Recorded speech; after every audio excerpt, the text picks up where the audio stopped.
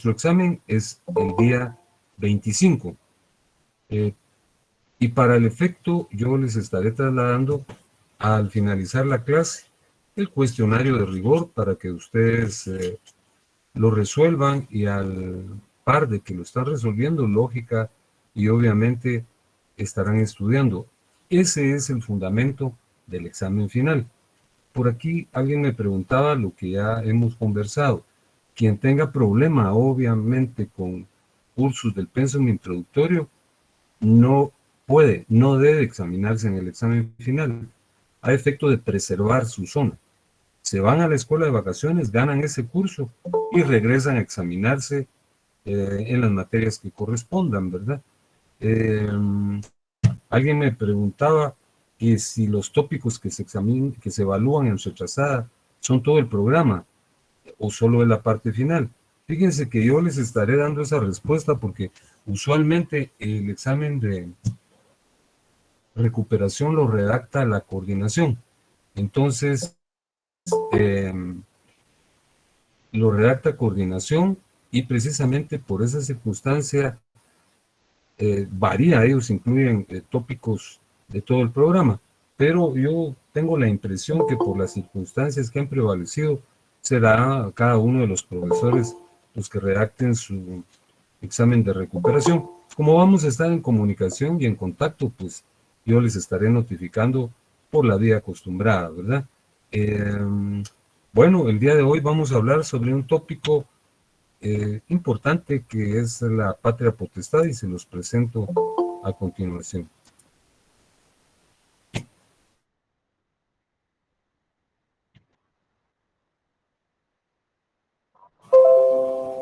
Ya lo tienen ustedes a la vista, ¿verdad?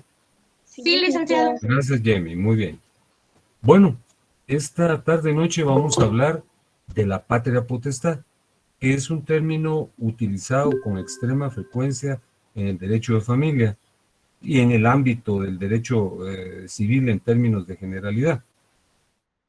Para hablar del origen histórico de la institución de la patria potestad, es menester traer a cuenta lo que yo les relacioné el último día de clase, el martes. Se recuerdan que hablamos de la adopción y ahí les expliqué del origen de la adopción. Hablamos del levirato en las culturas mesopotámicas y hablamos de la particularidad que tuvo la adopción en Roma. Ahora voy a tomar algunos elementos de esa exposición para recordar cómo era la familia en Roma. Ya lo expliqué el martes, pero lo vuelvo a explicar hoy. Fíjense que la familia en Roma, como se los dije el martes, era un grupo muy numeroso, ¿verdad? Que estaba conformado por los padres, los hijos de los nietos, los hijos de los hijos, o sea, los nietos, las esposas de los nietos, los esclavos, los hijos adoptados, sus hijos, y eso integraba un grupo numerosísimo de centenares de personas. Hay noticia de familias que tenían 600 miembros, ¿verdad? Y vivían todos en un área en particular. Por supuesto, estoy hablando del sector aristócrata, ¿verdad? De los patricios. Hay que recordar que la estructura romana planteaba la existencia de dos clases polares. Los patricios, que eran los aristócratas, ¿verdad? Y los plebeyos. Entonces estoy hablando regularmente de las familias aristocráticas, de los patricios, ¿verdad? Entonces, en esa comunidad familiar prevalecía la autoridad del hombre más viejo, como les dije yo, que se llamaba pater familias, pater familias. Y les expliqué en la clase del día martes que el pater familias era un sui juris, es decir, expuesto de manera muy simplista, no había autoridad sobre él era la autoridad, era un sui juris. Y los hijos, los nietos, las nueras, los esclavos, ellos eran alieni juris, es decir, ellos estaban supeditados a la voluntad del pater familias. Entonces, repito, tres elementos importantes en la exposición. La familia en Roma era un grupo amplísimo de hasta centenares de personas configuradas por quienes ya les señalé, hijos, nietos, hijos adoptados, etcétera, ¿verdad? Esclavos de los hijos, esclavos de los nietos, etcétera. Y ese grupo era dirigido, era manejado, era ordenado por el personaje más viejo, que era el pater familias. El pater familias era un sui juris, es decir, él concentraba toda la autoridad y sobre él no prevalecía nadie. En la familia, por supuesto, ¿verdad? Era un sui juris. Y todos los supeditados a él, hijos, nietos, esclavos, yernos, nueras, ellos eran alieni juris. Pues el poder del pater familias se significaba en la expresión patrius potestas, que es el equivalente en castellano de patria potestad.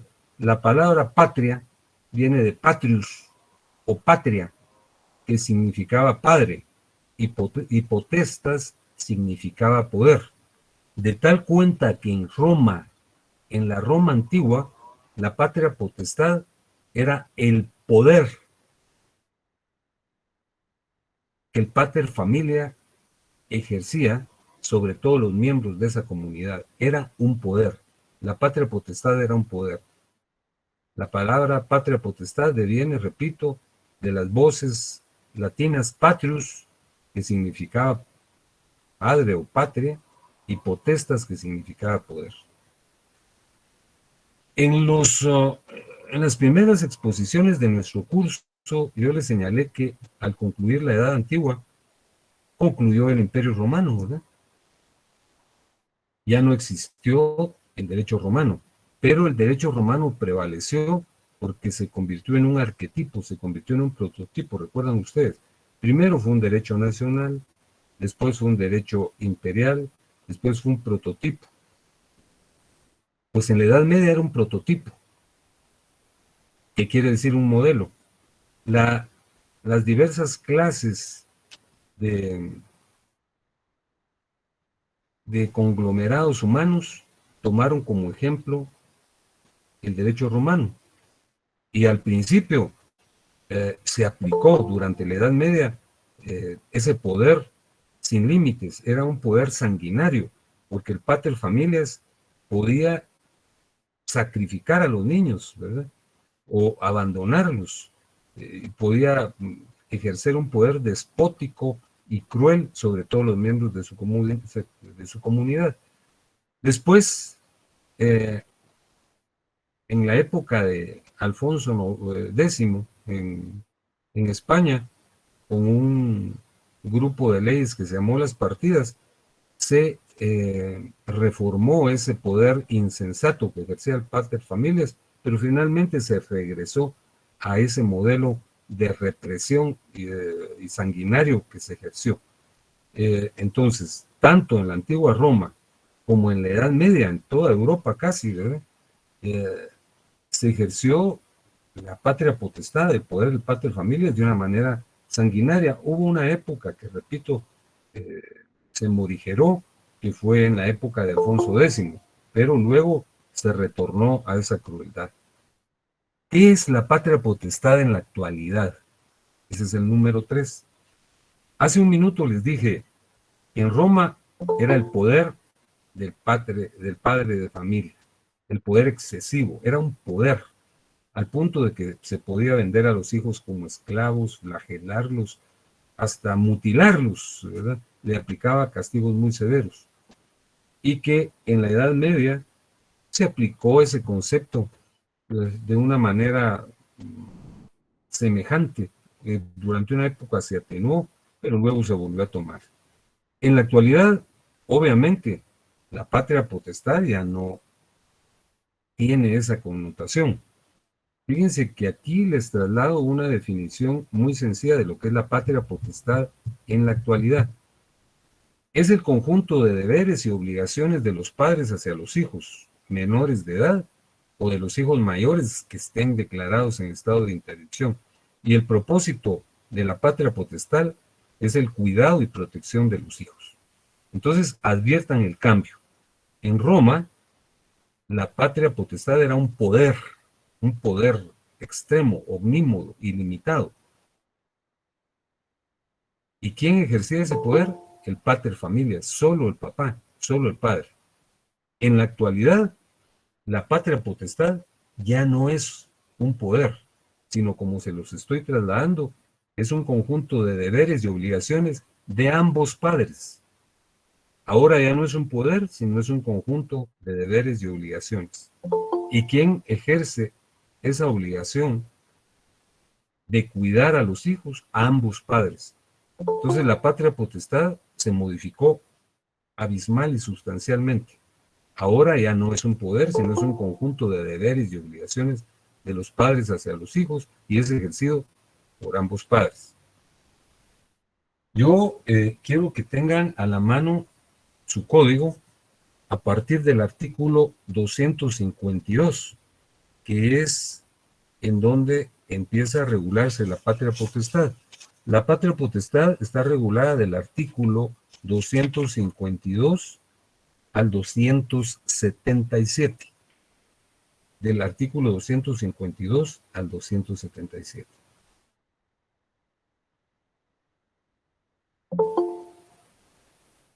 Hablemos ahora de cuáles son los elementos de la patria potestad.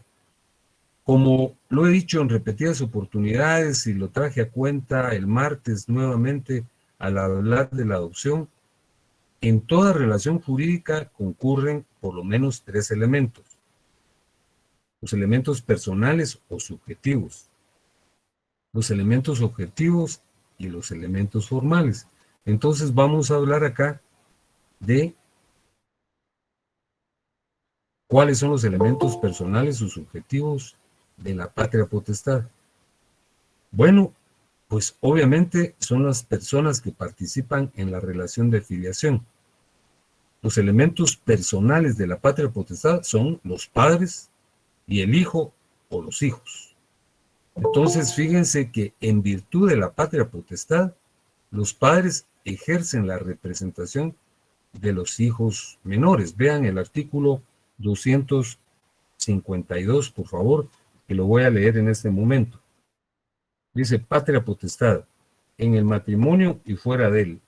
La patria potestad se ejerce sobre los hijos menores conjuntamente por el padre y la madre en el matrimonio y en la unión de hecho, y por el padre o la madre en cuyo poder esté el hijo en cualquier otro caso. Los hijos mayores de edad permanecerán bajo la patria potestad solamente que hayan sido declarados en estado de interdicción. Aquí también debemos darle lectura al artículo 256, que alude al hecho de que en un momento dado exista una pugna entre el padre y la madre, ¿verdad? Entonces, ¿quién va a ejercer la patria potestad? Lo lógico es que se ejerza conjuntamente y los padres racionalmente deben hacer el mayor de los esfuerzos por mantener el hogar integrado para beneficio de los hijos, ¿verdad? Pero en un momento dado esa situación puede generar problemas muy severos, sobre todo cuando hay pugna. Entonces miremos qué dice el Código Civil en el artículo 256. Dice, pugna entre el padre y la madre. Siempre que haya pugna de derechos o intereses entre el padre y la madre en ejercicio de la patria potestad, la autoridad judicial respectiva debe resolver lo que más le convenga al bienestar del hijo. Regularmente, cuando hay una pugna entre los padres, la misma se traslada a la guardia y cuidado de los hijos. ¿Quién va a ejercer la patria potestad? ¿Quién tiene las mejores aptitudes para hacerlo? Eso lo resuelve definitivamente el juez, ¿verdad? Se hace un estudio económico-social para determinar cuáles son las circunstancias que más favorecen al niño. Veamos también lo que dice el artículo 263, por favor. Fíjense que esto es muy importante. Dice, los hijos deben respeto a sus padres. Los hijos, aun cuando sean mayores de edad y cualesquiera que sea su estado y condición, deberán honrar y respetar a sus padres y están obligados a prestarle asistencia en todas las circunstancias de la vida. Fíjense que esto pareciera que no se tratara de un normativo jurídico, sino de una exhortativa de tipo moral y ético, y probablemente lo sea, pero puede traducirse en una disposición jurídica. Los hijos siempre deben respeto y atención a sus padres. La obligación paterna concluye en un momento dado, ¿verdad? Supuestamente cuando alcanzan la mayoría de edad. Y luego esa relación que es recíproca se convierte en un deber de los hijos por atender y cuidar a sus padres. Ahora, veamos cuál es el contenido de la patria potestad. Ya hablamos de cuáles son los protagonistas de la patria potestad. Son los padres y los hijos. Señalamos que los hijos deben estar con sus padres, ¿verdad? Pero en un momento dado, si hubiera pugna entre ellos, pues obvia y lógicamente, esa pugna tendrá que ser resuelta por la autoridad, quien dirimirá con quién tienen que vivir los hijos. Fíjense que había olvidado señalarles lo que establece el artículo 260, que por favor le pido que lo vean, eh, y que se refiere con quién deben vivir los hijos. Los hijos deben vivir con sus padres casados o unidos. Los hijos menores de edad deben vivir con sus padres o con el padre o la madre que los tenga a su cargo. No pueden, sin permiso de ellos, dejar la casa paterna o materna o aquella en que sus padres los han puesto, debiendo en todos los casos ser auxiliada la autoridad doméstica o la autoridad pública para hacer volver a los hijos al poder y obediencia de sus progenitores. Esta es una norma muy vieja, a parecer a algunos les parece ya una obsolescencia, porque los hijos tienen que irse, dicen, y en efecto llegará un momento en que se vayan, pero durante la menor edad deben estar con sus padres. Y si los niños se van, o niñas, entonces la autoridad pública puede y debe apoyar a los padres para hacerlos retornar. Ahora veamos cuál es el contenido de la patria potestad. Ahí les apunté los artículos que corresponden. Fíjense que hace unos minutos yo les señalaba que en la antigua Roma la patria potestad era un poder extremo que ejercía el pater familias, un poder ilimitado, omnímodo y sanguinario, ¿verdad? Porque podían aplicarse penas y tormentos muy severos, y que de igual forma continuó siéndolo en la Edad Media, pero que en la actualidad, les dije, de conformidad con el artículo 252, ahora es un conjunto de obligaciones y deberes que los padres tienen para los hijos, ¿verdad? Entonces, ¿en qué consiste la patria potestad realmente? Si no es un poder. Hemos dicho que es un conjunto de deberes y obligaciones, pero ¿cuáles son esos deberes? Eso está regulado en el artículo 253, que les pido por favor que lo vean.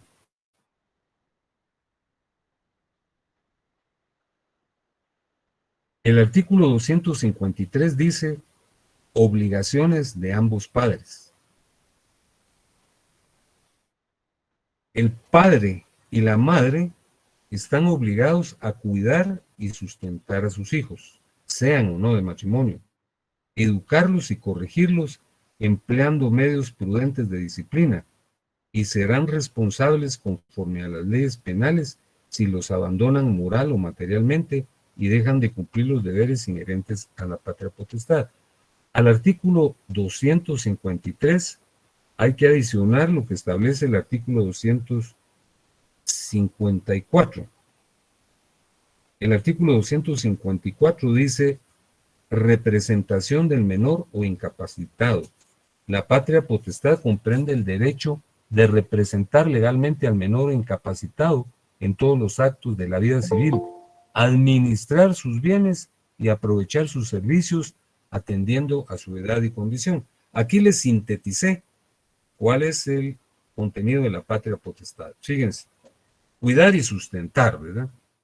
La palabra cuidado pues implica, como su contexto lo indica, la prevención, la atención de los hijos para evitar que incurran en situaciones de peligro, ¿verdad?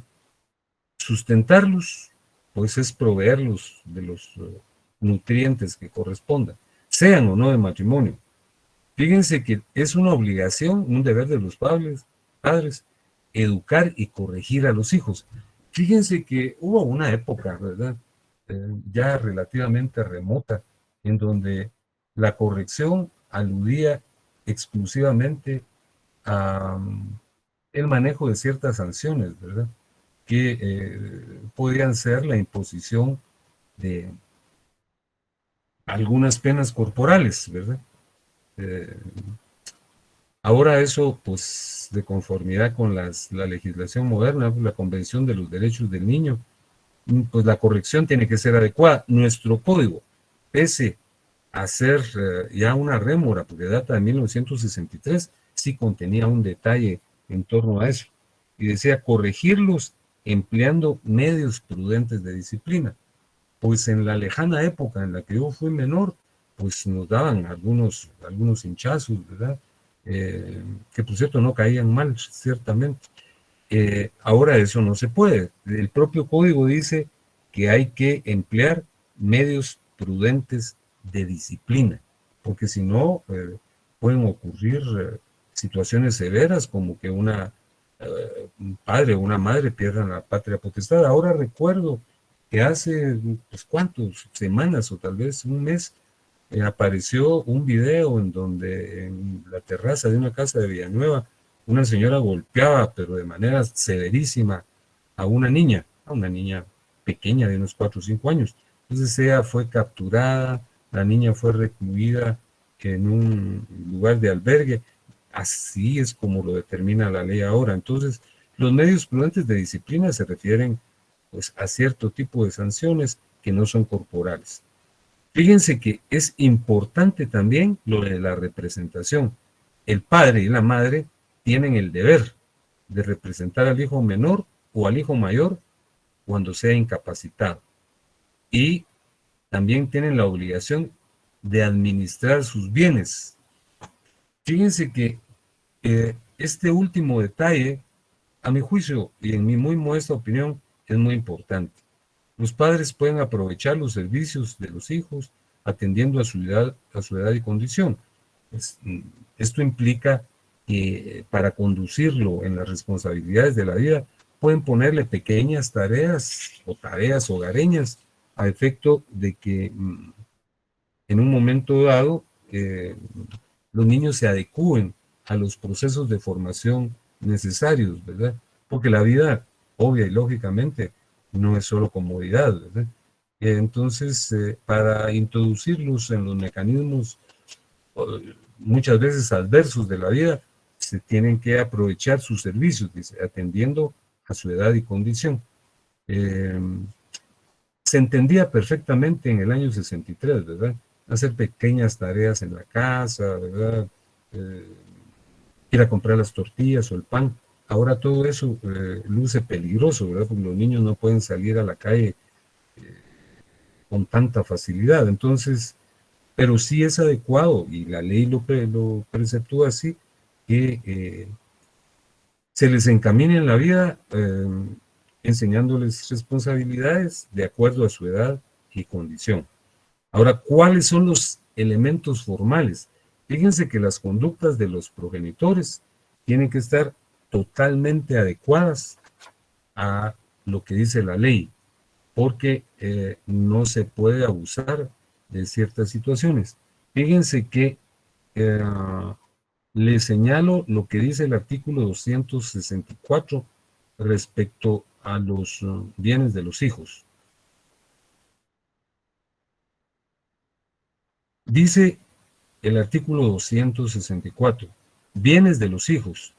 Los padres no pueden enajenar ni gravar los bienes de los hijos, ni contraer en nombre de ellos obligaciones que excedan los límites de su ordinaria administración, sino por causa de absoluta necesidad y evidente utilidad y previa a la autorización de juez competente e intervención del Ministerio Público. Los padres son administradores de los bienes de los hijos, pero no pueden asumir actitudes libérrimas mediante los cuales vendan los bienes de los hijos o los graben y se aprovechen de ellos comprometiendo el patrimonio de los hijos. Es necesario obtener una autorización judicial en un juicio que se llama juicio de necesidad y de utilidad. Les cuento una referencia que a mí me impresionó mucho hace algunos años, ¿verdad? Muchísimos años, mejor dicho, porque estaba yo recién graduado y ocurrió que fíjense que dos personas muy jóvenes, contrajeron matrimonio, ¿verdad? Frisaban como los 19 o 20 años. La señorita, y señora después, provenía de un hogar muy estable económicamente. El papá tenía muchos recursos. Entonces, si no muchos, tenía los suficientes, ¿verdad? Pero el caballero no. El caballero, recuerdo yo que realizaba labores. Miren, hay un micrófono abierto. Yo les agradecería que lo cerraran, por favor. Bueno, les decía yo que el caballero realizaba tareas manuales muy complejas y obtenía muy poco dinero. Entonces el papá se opuso a este matrimonio, pero como ocurre en muchas oportunidades, ¿verdad? No atendieron sus admoniciones y ella se fue con este joven y tuvieron dos nenas. En eso la dama enfermó severamente y murió. Y el papá, que también ya había muerto, le había dejado a ella unos terrenos y ella a su vez había otorgado un testamento para sus hijas. Las niñas eran propietarias de unos terrenos, pero como les he comentado, el papá obtenía recursos magros, ¿verdad? No tenía disponibilidad y vivían de manera muy difícil, ¿verdad? Vivían en una pequeña habitación y con muchas incomodidades y falta de cuidado.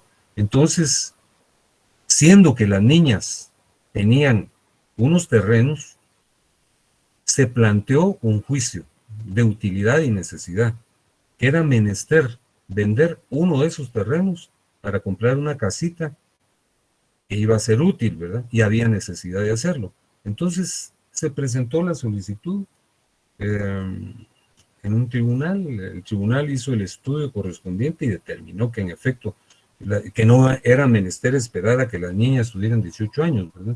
Entonces se facultó al papá, y el papá con la autorización correspondiente y con fundamento en este artículo en donde se habla de la absoluta necesidad y evidente utilidad y previa autorización del juez competente, compró la casita y se trasladó con las nenas. A eso se refiere este artículo.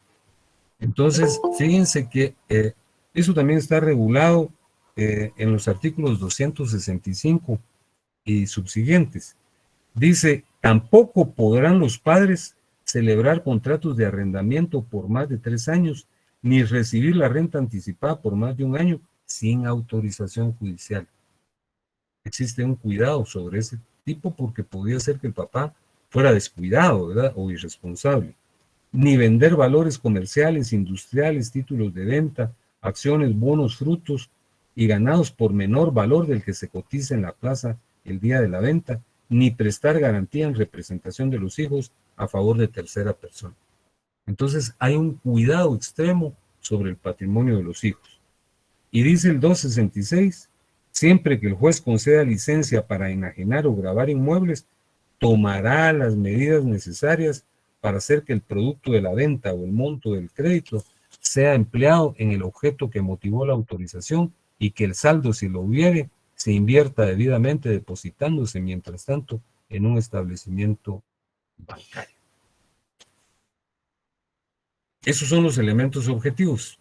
Y para ir concluyendo la exposición de esta noche, fíjense que hay 3 situaciones que merecen ser analizadas. Aquí están consignadas con toda claridad en la ley, que son los supuestos de la separación, de la suspensión y de la pérdida de la patria potestad. ¿Cuándo se puede separar a una persona de la patria potestad? Separar, aquí se los trasladé de conformidad con el Diccionario de la Lengua Española de Verón Editores, quiere decir apartar, desprender, aislar. Entonces, separar a una persona de la patria potestad es ya no permitirle que la ejerza. Entonces, la separación de la patria potestad ocurre cuando por las razones dispuestas en la ley, el padre o los padres son apartados del ejercicio de tal función por concretarse los supuestos contenidos en el artículo 269. Que lo vamos a leer, les pido que lo hagamos, por favor. Dice el artículo 269 lo siguiente: separación de la patria potestad. Si el que ejerce la patria potestad disipa los bienes de los hijos, o por su mala administración se disminuyen o se deprecian, será separado de ella a solicitud de los ascendientes del menor, sus parientes colaterales dentro del cuarto grado de consanguinidad o del Ministerio Público. Es decir, si un papá no es buen administrador y anda haciendo inversiones indebidas con los bienes de los hijos o los está dilapidando, lo apartan de la patria potestad. No la pierde, sino la apartan. Fíjense que este artículo ha sido muy comentado, censurado, porque a veces hay algunos padres que son pésimos administradores, ¿verdad?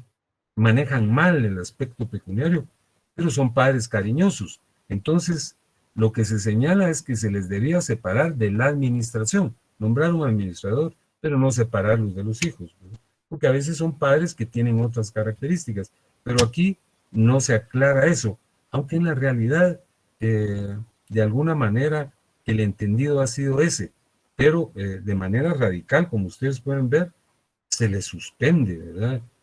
Separándolo de los hijos, cuando se debía suspender de la administración porque son malos administradores. Ahora, ¿cuándo, se les separa? ¿Cuándo se suspende la patria potestad? La suspensión de la patria potestad está regulada en el artículo 273, que yo les pido que leamos. Dice el artículo 273 lo siguiente: suspensión. La patria potestad se suspende, primero, por ausencia del que la ejerce, declarada judicialmente, por interdicción declarada en la misma forma, por ebriedad consuetudinaria y por tener el hábito del juego o por el uso indebido y constante de drogas estupefacientes. Adviertan la diferencia entre separación y suspensión. Pareciera que fuera lo mismo, ¿verdad? Pero en la separación se debe a mala administración. En cambio, en la suspensión hay supuestos que, por ejemplo, la ausencia es cuando una persona desaparece de su domicilio. Ya lo estudiamos, eso está regulado en el artículo 42. Por interdicción, cuando una persona pierde el equilibrio anímico e intelectivo, ¿verdad? No está en condiciones de ejercer la patria potestad porque no está en uso de sus 5 sentidos. Ahora, por ebriedad, por el hábito del juego o por el uso de drogas o estupefacientes, eso está más que relacionado, ¿verdad? Entonces, fíjense que luego hay un artículo que regula la pérdida de la patria potestad. Ya hablamos de la separación, de la suspensión, y hablemos ahora de la pérdida de la patria potestad. La pérdida de la patria potestad está regulada en el artículo 274, que yo les pido que leamos. Dice el artículo 274, pérdida. La patria potestad se pierde por las costumbres depravadas o escandalosas de los padres, dureza excesiva en el trato de los hijos o abandono de sus deberes. Segundo, por dedicar a los hijos a la mendicidad o darles órdenes, consejos, insinuaciones y ejemplos corruptores. Tercero, por delito cometido por uno de los padres contra el otro o contra la persona de alguno de sus hijos. Cuarto, por la exposición o abandono que el padre o la madre hicieron de sus hijos. para el que los haya expuesto o abandonado, y por haber sido condenado 2 o más veces por delito del orden común si la pena excediera de 3 años de prisión por cada delito. También se pierde la patria potestad cuando el hijo es adoptado por otra persona. Entonces hay 3 supuestos. La separación es cuando hay mala administración, entonces de una vez lo alejan de los hijos, lo cual dije yo que pareciera injusto. La suspensión, que es una medida provisoria, ¿verdad? Que se refiere a los supuestos contenidos en el artículo 273, ausencia, interdicción, ebriedad y el hábito del juego o la consumición, consumir estupefacientes. Y la pérdida del 274, cuando hay situaciones más radicales y terribles, como ustedes pueden ver, ¿verdad? Como las costumbres depravadas de los padres. Pero fíjense que pareciera a veces que al legislador se le olvida lo que ha expuesto en oportunidades precedentes. Vean el artículo 277, dice restablecimiento, que es lo que estamos tratando en el número 6. ¿Puede restablecerse la patria potestad? Restablecer quiere decir, como lo señalamos aquí, volver a poner una cosa en el sitio o estado en que tenía antes. Es devolver, ¿verdad? Reinstalar. Entonces, el juez, en un momento dado, examinando cada caso y a petición de parte, puede restablecer al padre o la madre en el ejercicio de la patria potestad, cuando las causas de la suspensión o pérdida hubieran desaparecido y no fueran por cualquier delito contra las personas o los bienes de los hijos. Quiere decir que realmente no hay pérdida, ¿verdad? Porque lo que se pierde ya no se recupera, pero aquí dice que el juez examinará cada caso, salvo, dice, en delito contra las personas o de los bienes de los hijos. Entonces, realmente solo se pierde en 2 casos, en el primero y en el tercero, por las costumbres depravadas o escandalosas de los padres, dureza excesiva en el trato de los hijos o abandono de sus deberes familiares. Y tercero, por delito cometido por uno de los padres contra el otro o contra la persona de alguno de los hijos. De esta manera, estamos concluyendo la exposición de esta tarde y quiero hacer hincapié en lo siguiente. Aquí, seguidamente, está el cuestionario. Como ustedes lo pueden ver, es un cuestionario de 26 preguntas. De esas voy a tomar yo un número específico que no va a pasar de 15, no creo que lleguemos a 15. De repente van a ser 10, ¿verdad? Pero no lo preciso todavía porque no lo he redactado. Las preguntas que yo les voy a formular, yo las voy a estar tomando de aquí. Es lo que ya hemos visto, no hay nada anómalo, que es la unión de hecho, los antecedentes de la unión de hecho, por qué la unión de hecho es un acto declarativo, qué diferencia existe entre matrimonio y unión de hecho, qué es parentesco de afinidad, qué es parentesco de consanguinidad, qué es parentesco civil de adopción, qué es grado, qué es línea, etcétera. Cuáles son los antecedentes históricos de las técnicas modernas de procreación, etcétera, ¿verdad? Entonces, si ustedes lo resuelven, pues obviamente estarán estudiando, bueno, tienen que resolverlo, creo yo que es mucho más fácil resolverlo que utilizar otro procedimiento. Nuestro examen es el 25 y yo quiero concluir, que hoy no hay preguntas, presentarles mi gratitud. Yo solo tendría una cosa que lamentar en relación al vínculo que hemos constituido, y ese lamento se refiere a que no nos conocemos personalmente, pero yo espero que pronto así sea. Yo creo que Dios mediante pronto se va a restituir la situación. Eso no quiere decir que no tengamos cuidado, porque ahí escuchaba que todavía es muy probable que se genere un rebrote pandémico en 2 semanas, ¿verdad? Y que hay que tener todos los cuidados. Pero yo espero que de repente pudiera ser, si Dios lo permite, y si Dios me confiere ese honor, poder trabajar con ustedes en el desarrollo del siguiente curso, que es Derecho Civil 2. Entonces, en tanto que eso ocurre, reciban mi afecto y mi gratitud por haberme conferido el honor de trabajar con ustedes en este curso, del cual nos faltaron dos temas. Así es que concluyo la clase y el día del examen les estaremos avisando previamente como lo hacemos de costumbre. Que tengan ustedes muy buena noche. Muchas gracias, licenciado. Feliz noche. Gracias, Buenas noches, licenciado. Muy Gracias, amable. Liz. Feliz noche. muy buenas noches. Que descansen. Gracias, licenciado. Buenas noches. Muy Buenas buenas noches, noches. Lee, que Dios me lo bendiga. Bendiciones A para ustedes usted y también toda su familia. bendiciones. Bendiciones. Gracias. Éxitos en todo. Gracias, Feliz noche.